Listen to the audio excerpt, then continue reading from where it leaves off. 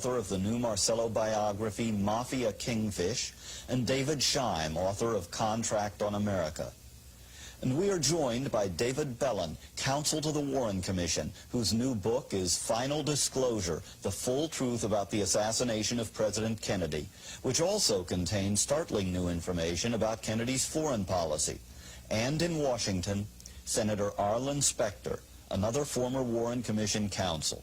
Senator, have you written a book? No, I haven't written any book. I'm just here gratis.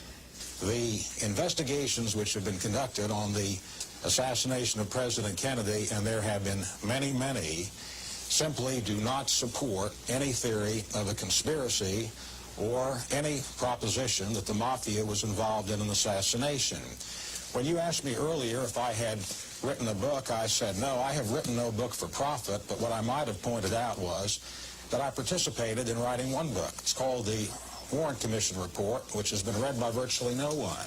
If you were aware at the time of the commission that J. Edgar Hoover himself had concluded that an imposter had identified himself as Lee Harvey Oswald 6 or 8 weeks before the assassination at the Soviet embassy, and if you had been aware that the CIA photographs of everyone entering the Cuban embassy showed that the person identifying himself as Lee Oswald and raising somewhat of a ruckus when they turned him down as a visa was an imposter, wouldn't that have indicated a conspiracy, and would that have changed any of your investigation? Well, I did not know of that specific issue or allegation. Doesn't that show that there was a conspiracy? No, not necessarily. We conducted an independent investigation, and we differed in many respects from what the FBI had concluded. And I think we found the real facts. Senator, were you aware of Lee Oswald's ties to the same criminal organization in New Orleans that Jack Ruby was tied to? Were you aware of the mafia assassination plots?